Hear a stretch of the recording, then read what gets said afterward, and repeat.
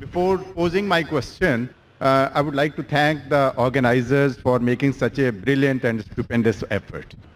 Now, coming to my question, I have a lot of interaction with Muslims because my early childhood and youth was spent among them. But one question has always been not really understood by me, the definition of Allah. Because to my mind and the way it has been given to me by my Muslim friends and acquaintances, that their definition of Allah basically is negation of other faiths and also non-acceptance of their definition of God as such. Your scholarship is very profound. I would like to be benefited by it. The brother asked a very good question, very important question, that he wants to know one thing which has been always in his mind: what is the definition of Allah in Islam? And the definition also includes many things which is negation, and it contradicts the definition of the other faiths. In fact, in Islam, the definition of Allah says what Allah is and also says what Allah is not. Besides knowing what God is, it is also important to know what God is not. So that if someone falsely claims that so-and-so is God, you can easily come to know this is a false claim. As far as the reply to what is the definition of Allah, the best reply that any Muslim can give you is from the Quran, from Surah Ikhlas, chapter number 112, verse number 1 to 4, which says, Kul huwallahu ahad. Say he is Allah one and only. Allahu samad. Allah the absolute and eternal. Lam yalid walam yulad. He begets not, nor is he begotten. Walam yakul lahu kufuwan ahad. There is nothing like him. This is a four-line definition of Allah subhanahu wa ta'ala, of Almighty God, given in the glorious Quran. This is the touchstone of theology. It is the litmus test to identify any person says so-and-so candidate is God. If that candidate fits in this four-line definition, we Muslims have got no objection in accepting that candidate to be God. The first is, Qul huwallahu ahad. Say it's Allah one and only. Allahu samad. Allah the absolute and eternal. Lam yalid walam yulad. He begets not, nor is he begotten. Walam yakul lahu kufuwan ahad. There is nothing like him. For example, I'll give you an example. There are some human beings who say that Bhagwan Rajneesh is God. During question and answer time, there was a Hindu brother who told me that if Hindus don't consider him to be God, I never said that the Hindus call Bhagwan Rajneesh to be God. There are many human beings who claim Bhagwan Rajneesh is God. Now I will give you a sample. Why do we use this negative also? Like say is Allah one and only is positive. Allahu samad, Allah the absolute eternal. Lam yalid walam yulad. He begets not, nor is he begotten. Why do we use this? Now we'll put this Bhagwan Rajneesh to test. The first test is, Qul huwallahu ahad. Says Allah one only. Was Bhagwan Rajneesh one and only? Was he the only man who has claimed divinity? There are hundreds who have claimed divinity, and in this country of ours, India, there are thousands of men who have claimed divinity. Thousands of people have said that they are God. He's not the only one. But Rajneesh Bhakt will say, no, Bhagwan Rajneesh is unique. So let's go to the next test. Allahu samad. Allah the absolute and eternal. Was Rajneesh absolute and eternal? When we read his autobiography, we read there that Bhagwan Rajneesh, he was suffering from asthma, from diabetes mellitus, from chronic backache. Imagine Almighty God suffering from asthma, from diabetes mellitus, from chronic backache. The third test, Lam yalid walam yulad. He begets not, nor is he begotten. We know Bhagwan Rajneesh, he was born in Madhya Pradesh, and he had a mother and father. And in 1981, he goes to America and takes thousands of Americans for a ride. And in the state of Oregon, he starts his new center known as Rajneeshpuram. Later on, the American government arrests him and puts him behind bars. Rajneesh alleges that the American government gave me slow poisoning. Imagine Almighty God being slow poisoned. And 1985, the American government kicks him out of the country. He comes back to India and goes back to the city of Pune. And there, he goes and restarts his center, which is today called as Osho Commune. And if you visit Osho Commune today, if you go to a Samadhi, where his ashes have been kept after he died, it is mentioned over there on a Samadhi, on a stone, Osho, Bhagwan Rajneesh, Osho, never born, never died, but visited the earth from the 11th of December 1931 to the 19th of January 1990. Never born, never died. But visited the earth from the 11th of December 1931 to the 19th of January 1990. They forgot to mention on his samadhi that he was not given visas to 21 different countries of the world. Imagine Almighty God coming on this earth to visit different countries and requires visas.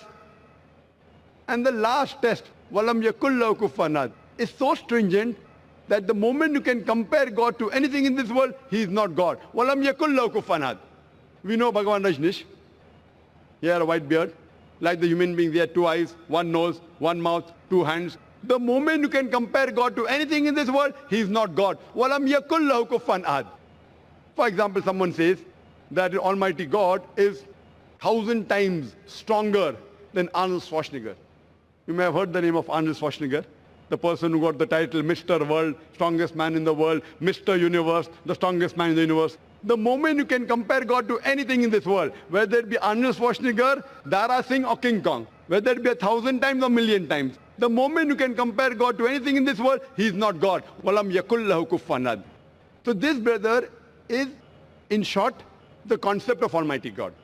As far as the second part of the question is concerned, that why does it contradict with the concept of God in other religions? In fact, it's a misconception that the concept of Allah subhanahu wa ta'ala in the Quran, it contradicts with the other religions. It contradicts against the practices of the other religion, I agree with you, but does not contradict against the other religious scriptures. Because unfortunately, the followers of most of the religions, whether it be Christianity, Hinduism, etc., they do not read their own scriptures.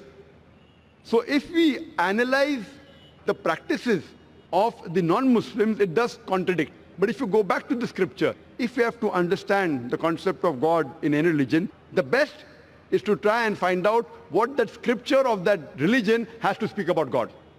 Don't try and find out the concept of God by observing what the followers of the religions do. For example, if you want to know the concept of God in Sikhism, the best place you can go is Guru Granth Sahib, Adi Granth. If you read the first volume, first chapter, first verse of Guru Granth Sahib, it is known as Japuji. What does it say? Correct?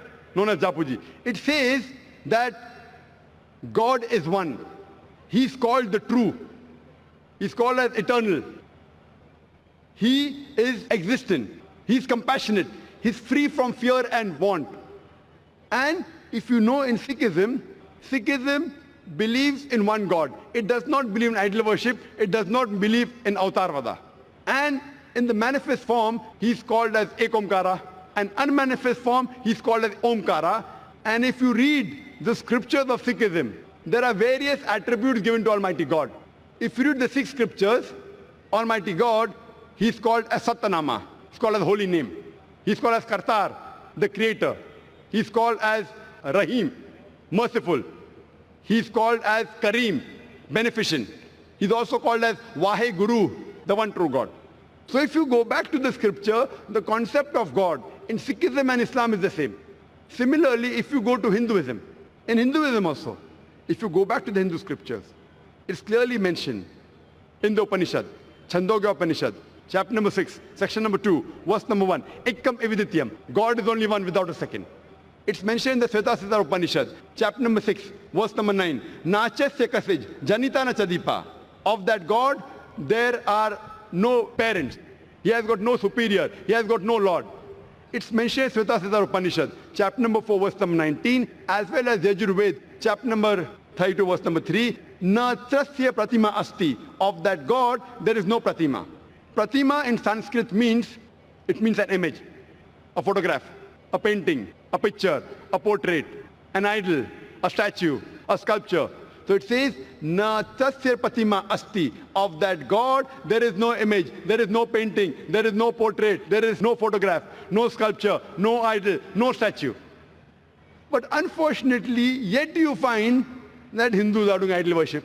Who's to blame? I'm quoting the Vedas. Vedas is the highest authority amongst all the Hindu scriptures.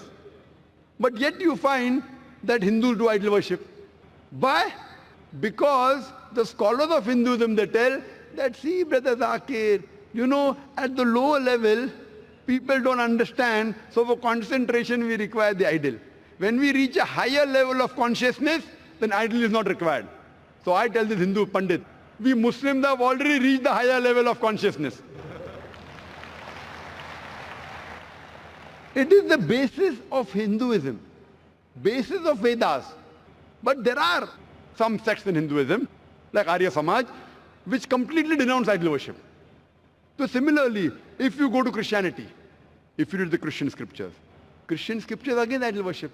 Yet you find that the Catholics, they make an image of God and they say Jesus Christ, peace be upon the Almighty God. So what we realize that if you go to the Christian scriptures, the Christianity and Islam, the teachings of Jesus Christ, peace be upon him, it is similar. But most of the Christians, what they claim that Jesus Christ, peace be upon him, he claimed divinity. In fact, if you read the Bible, there is not a single unequivocal statement in the complete Bible where Jesus Christ, peace be upon him, himself says that I am God, always worship me. If any Christian can point out any unequivocal, any unambiguous statement in the Bible where Jesus Christ, peace be upon him, himself says that I am God, always worship me, I am ready to accept Christianity today. In fact, if you read the Bible, it's clearly mentioned. It's mentioned in Gospel of John, chapter number 14, verse number 28. Jesus Christ, peace be upon him, said, my Father is greater than I. Gospel of John, chapter number 10, verse number 29.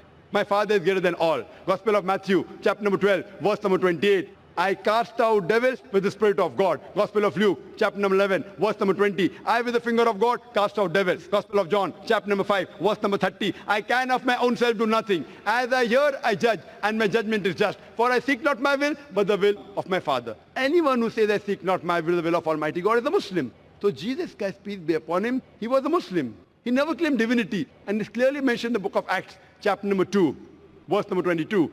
Ye men of Israel, listen to this. Jesus of Nazareth, a man approved of God amongst you by wonders and miracles and signs which God did by him, and you were witness to it. A man approved of God amongst you by wonders and miracles and signs which God did by him, and you were witness to it. So if you read the Bible, even in Judaism and Christianity, they believe in one God who has got no images.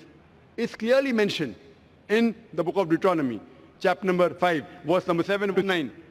It says that thou shalt have no other God besides me. Thou shalt not make unto thee any graven image of anything, of any likeness in the heaven above, in the earth beneath, in the water beneath the earth. Thou shalt not bow down to them, nor serve them. For I, thy God, thy Lord, is a jealous God. For more details, you can listen to the talk of my son. Tomorrow my son at 3:45 is going to be a detailed talk. This was just highlights on the same topic, concept of God in major world religions. And you'll find out it is the same. We believe in one God who has got no images, and we worship him alone and no one else. Hope that answers the question. Thank you so much. And you said it for me because the definition of God as it is tallies exactly with Islam, whatever we have in Sikhism,